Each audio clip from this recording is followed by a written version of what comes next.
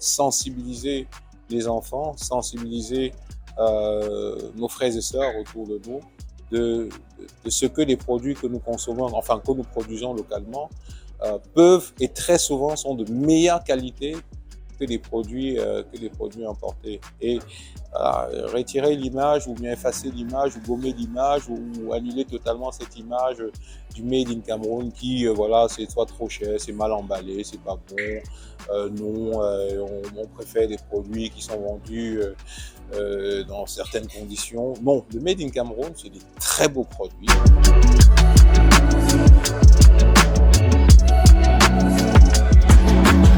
On est tout heureux de découvrir cette grande diversité, cette richesse et ce savoir-faire. Puis cette envie d'entreprendre de nos compatriotes.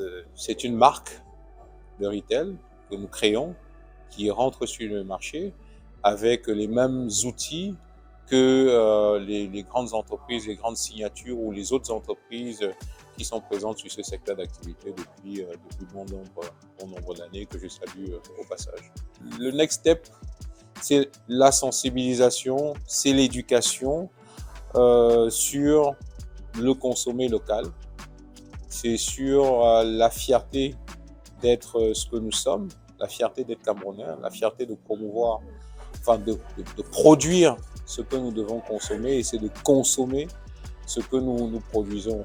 Naturellement, on me dira, ouais, bon, ton costume, ça aurait été sympa que ce soit un costume fait localement. Oui, qu'on soit capable d'atteindre ces différents niveaux où on peut se dire de manière optimale, on valorise ce Made in Cameroun et que ce soit pas juste un slogan, mais que dans la réalité, de tous les aspects de notre vie, on soit capable d'être fier de ce que nous sommes et de consommer, pour revenir dessus, de consommer ce que nous produisons. Le Made in Cameroun, c'est des très beaux produits, c'est des bons produits. On a des belles signatures du Made in Cameroun dans le café, dans la pâte d'arachide, dans le chocolat, dans les chips, notre chips de Boumiébel au passage, dans les biscuits, dans le vin, le matango, notre marque de matango que nous appelons le Yeme. Ce sont des beaux produits dont nous sommes fiers. C'est pour cette raison que nous créons ce label Initiative, Qualité et Saveur. Donc pour me résumer, beaucoup d'éducation, beaucoup de sensibilisation, cibler les plus jeunes, afin que dans quelques années, ce combat, même si on les cède le combat, mais ils le porteront avec beaucoup plus de facilité que ce que nous faisons aujourd'hui. Des obstacles, il y en aura toujours, mais je ne fais pas forcément des obstacles, voilà, un frein. Surtout que nous sommes engagés sur le long terme, l'approvisionnement, l'éducation des producteurs, l'éducation de nos fournisseurs, l'approvisionnement, être certain que les rayons vont toujours être prêts, que les produits vont toujours être disponibles, s'assurer que les produits sont de très très bonne qualité. Demain, notre espace risque d'être occupé. Et il ne suffira pas de produire, mais il faudra savoir distribuer et distribuer en allant vers le consommateur. Nous souhaitons que dans tous les quartiers de nos grandes métropoles, mais aussi dans l'arrière-pays, que cette initiative puisse prospérer. Car c'est maintenant qu'il faut, je le disais, demain se construit à partir d'aujourd'hui. Mais au-delà de ça, travailler ensemble.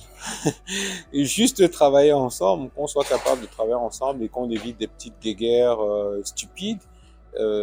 Parce que la compétition, c'est pas entre nous. La compétition, c'est au niveau du marché international. C'est là où il y a la vraie compétition et on doit être capable de chasser en meute comme des loups afin de se garantir des parts de marché relativement importantes. C'est ça les vrais challenges. Après, on espère que l'État, via la Nord, puisse nous accompagner.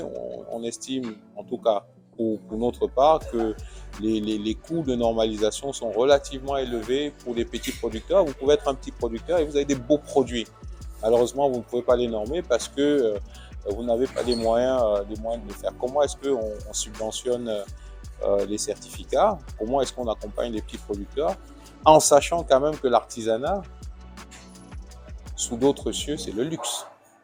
Sous d'autres cieux, l'artisanat, c'est le luxe. Donc, est-ce que, en accompagnant les petits producteurs, l'État aussi ne valorise pas ce luxe que nous avons, qui sont des valeurs ancestrales, qui sont des pratiques ancestrales, et en accompagnant des petits producteurs, voilà, on va les aider à pérenniser ce savoir-faire qui peut, voilà, qui peut s'égarer, qui peut se perdre comme ça au fil des ans.